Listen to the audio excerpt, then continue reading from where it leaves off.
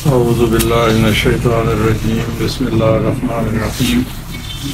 فیضان نور نبوت میں سے حضرت شیخ المکرم رحمۃ اللہ علیہ کا اگلا بیان ذکر قلبی اور نور نبوت اور کشف و الہام کے بارے میں ہے۔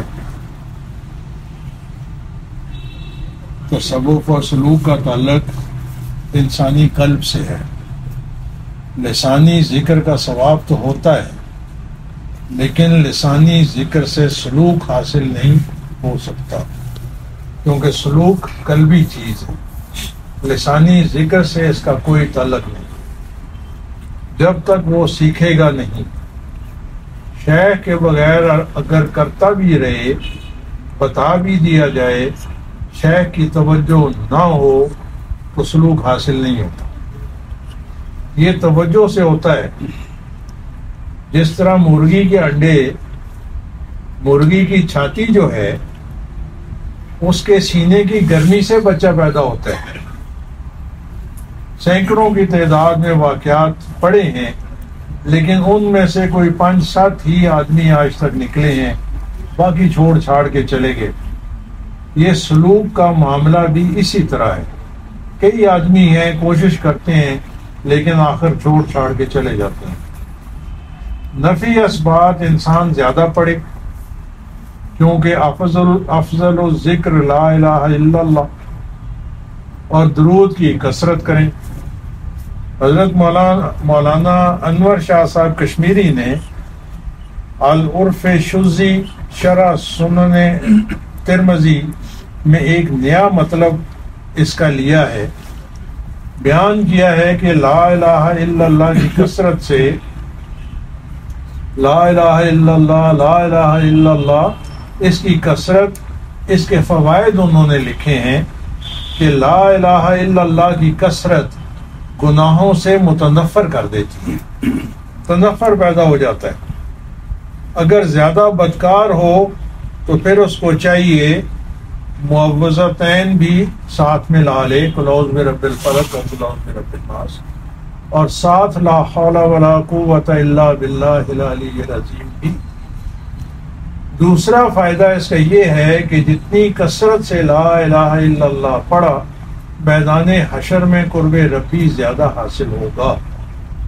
درود کی کثرت سے فرماتے ہیں کہ حوادثات اور تکلیفیں جو ہیں یہ کم ہو جاتی ہیں، دل میں محبت پیدا ہو جاتی ہے۔ میدان حشر میں سب سے زیادہ قرب رسولی اس آدمی کو حاصل ہوگا جس نے حضور صلی اللہ علیہ وآلہ وسلم پر درود زیادہ پڑھا ہوگا۔ یہ دو چیزیں فرمائی، یعنی انور شاہ صاحب کشمیری رحمۃ اللہ علیہ۔ اور سورہ اخلاص زیادہ پڑھیں۔ یہ مادہ ہوتا ہے حضور صلی اللہ علیہ وسلم کی زیارت۔ اگر سلوک طے کر کے انسان جائے مراقبہ فنا فی الرسول میں، فنا فی الرسول میں سب سے بڑا ہیڈ کوارٹر یا پاور ہاؤس حضور صلی اللہ علیہ وسلم کے پاس ہے۔ یہ ساری چیزیں وہاں سے ہی ملتی ہیں۔ اس میں یہ کہ من جانب اللہ ہی معاملہ ہوتا ہے۔ جس کو ایک دفعہ ہو جائے زیارت تو پھر ہوتی رہتی ہے۔ اس کی وجہ یہ ہے کہ دل کی آنکھیں کھل جاتی ہیں۔ دل کی آنکھیں بندے کے ہاتھ میں نہیں، آنکھیں اگر نہ دے تو وہ اللہ کے اختیار میں ہے۔ جس وقت دے دیتا ہے تو طاقت اس میں آ جاتی ہے کہ جس وقت چاہے آدمی آنکھیں بند کر لے تو اس کے ہاتھ میں ہے، پھر دیکھتا رہے۔ یہ حالت ہوتی ہے۔ اس میں یہ ہوتا ہے کہ غلطی کرتا ہے، شریعت میں نقص پیدا ہو جائے، بے دین کی مجلس میں بیٹھا رہے، بازار میں زیادہ پھرتا رہے، تو پھر قدورت پیدا ہو جاتی، پھر مدھم ہو جاتا ہے وہ، لیکن ذکر کرنے سے پھر ٹھیک ہو جاتا ہے۔ پھر زیارت اس آدمی کو ہوتی رہتی ہے، بلکہ کلام بھی ہوتی ہے۔ کلام اس طرح ہوتی ہے کہ یہ نفسی کلام ہے، لفظ نہیں ہے۔ روح کی کلام میں لفظ نہیں ہوتے۔ جس طرح کتاب اللہ کے متعلق سارے اساتذہ یہی پڑھاتے تھے کہ کلام اللہ کی کلام جو ہے نفسی ہے، نفسی. اس وقت یہ نہیں ہمیں سمجھ آتی تھی کہ یہ کیوں، کس طرح ہے. اب سمجھ آئی ہے کہ روح کی کلام جو ہوتی ہے اس میں لفظ نہیں ہوتے. آدمی پاس بیٹھا رہے کوئی نہیں سمجھ سکتا. یہ آنکھیں نہیں دیکھ سکتی، مادی چیز ہے. آنکھیں مادی ہیں، روح لطیف ہے. اس کے لیے دل کی آنکھیں ضرورت ہیں. حقیقتاً ذکر دل کا ہوتا ہے، اور احکام جس قدر بھی کتاب اللہ اور سنت رسول صلی اللہ علیہ وسلم میں بیان ہوتے ہیں وہ سارے کے سارے روح ہیں. یعنی ذکر دل کا ہوتا ہے لیکن احکام جو ہے وہ سارے کے سارے روح کے ہیں. یہ دل تو لوتھڑا خون کا ہے، بوٹی ہے. یہ تو کتوں اور چارپایوں میں بھی ہے. معارف آگے سمجھ نہیں آیا، لفظ ربانی کا تعلق اس روح کے ساتھ ہے، لیکن یہ سمجھ سے بالا تر ہے. جب تک اس میدان میں قدم نہ رکھے آدمی تو پتہ نہیں چل سکتا کہ یہ کس طرح ہوتا ہے. شیخ شہاب الدین سہروردی رحمۃ اللہ علیہ لکھتے ہیں عوارف المعارف میں کہ سلوک کے معاملے کو وہ آدمی تسلیم کر سکتا ہے، سلوک کے معاملے کو وہ آدمی تسلیم کر سکتا ہے جو خدا کو قادر سمجھے کہ خدا کر سکتا ہے، اس سے بعید نہیں، ورنہ یہ مشکل ہوتی ہے سمجھنی. ملائکہ سے جو کلام ہوتی ہے اس میں لفظ تو نہیں ہوتے. دوسرا آدمی پاس بیٹھا رہے اسے پتہ نہیں چل سکتا کہ کیا کلام ہوئی. قرآن کریم کا نزول بھی تو حضور نبی کریم صلی اللہ علیہ وسلم کے قلب اطہر پر ہوا ہے. اگر یہ انکشافات نہ ہوں تو نبی کریم صلی اللہ علیہ وآلہ وسلم کے پاس جس وقت پہلے دن جبرائیل علیہ السلام آئے تھے تو آپ صلی اللہ علیہ وآلہ وسلم نے کیسے سمجھا تھا کہ یہ جبرائیل علیہ السلام ہے، شیطان ہے، جن ہے، بھوت ہے، یا کوئی اور بلا ہے؟ کس طرح سمجھتے تھے؟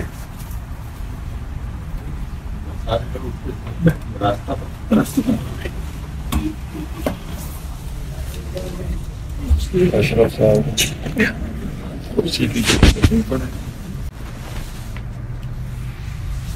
اعوذ باللہ من الشیطان الرجیم، بسم اللہ الرحمن الرحیم. یہاں سے بات چل رہی تھی ملائکہ سے جو کلام ہوتی ہے اس میں لفظ تو نہیں ہوتے. دوسرا آدمی پاس بیٹھا رہے اسے پتہ نہیں چل سکتا کہ کیا کلام ہوئی. قرآن کریم کا نزول بھی تو حضور نبی کریم صلی اللہ علیہ وآلہ وسلم کے قلب اطہر پر ہوا ہے. اگر یہ انکشافات نہ ہوں تو نبی کریم صلی اللہ علیہ وآلہ وسلم کے پاس جس وقت پہلے دن جبرائیل علیہ السلام آئے تھے تو آپ صلی اللہ علیہ وآلہ وسلم نے کیسے سمجھا تھا کہ یہ جبرائیل علیہ السلام ہے، شیطان ہے، جن ہے، بھوت ہے، یا کوئی اور بلا ہے؟ کس طرح سمجھتے تھے؟ انکشافات سے پتہ چلا. وحی کے کلام کو یہ کان نہیں سن سکتے، وحی کو یہ آنکھیں تو نہیں دیکھ سکتی. انبیاء علیہ والسلام جس قدر بھی احکام حاصل کرتے ہیں وہ باطنی طریقے سے حاصل کرتے ہیں، ظاہر سے پھر مخلوق کو سمجھاتے ہیں. شریعت کی ابتدا وہاں سے چلتی ہے. القاء کے طریقے سے ہی قرآن کریم یا پہلی کتابیں جو انبیاء علیہ السلام پر نازل ہوئی ہیں تو سب القائی شکل میں آئی ہیں. منازل العرفان تفسیر زرقانی کی، محمد علی صاحب نونی کی تفسیر اسلام علامہ سیوطی کی، یہ دیکھنے کے قابل ہیں. امام راضی رحمۃ اللہ علیہ بھی بار بار اس پر بات کرتے ہیں تفسیر کبیر میں کہ قرآن کریم کا نزول کس طرح ہوا. کتابوں آسمانی کا نزول انبیاء علیہ السلام پر کس طرح ہوا. زیادہ اسی طرف گئے ہیں کہ تلقی روحانی سے. جبرائیل علیہ السلام تو سدرۃ المنتہا سے آگے نہیں جا سکتے، اور اللہ تعالیٰ تو سدرۃ المنتہا پر نہیں بیٹھے کہ تورات، انجیل یا قرآن کریم کو خدا کے سامنے پڑھ کر کے پھر آئے. اور انبیاء علیہ السلام کو بتایا، وہ بھی تو تلقی روحانی سے لیتے تھے۔ اللہ کی ذات تو ما وراء الورا ہے، ابتدا ہی شریعت کی کشف اور الہام ہے۔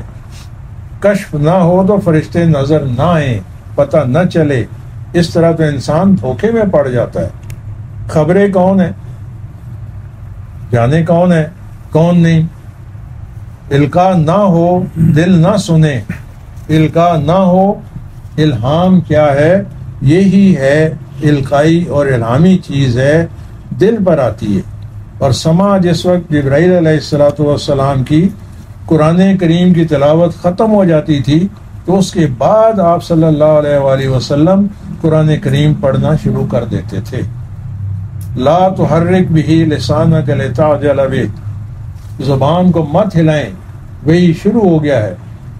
لا تعجل بالقرآن من قبل ان یقضی الیک وحیہ، وحی کے ختم ہونے سے پہلے بالکل جلدی نہ کریں، قرآن نہ پڑھیں۔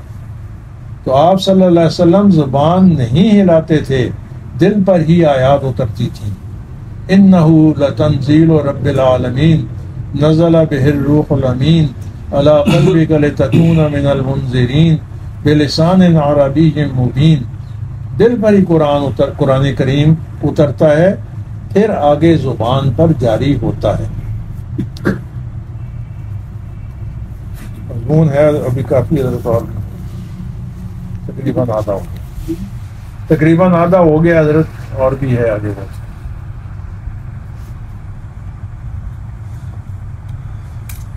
مضمون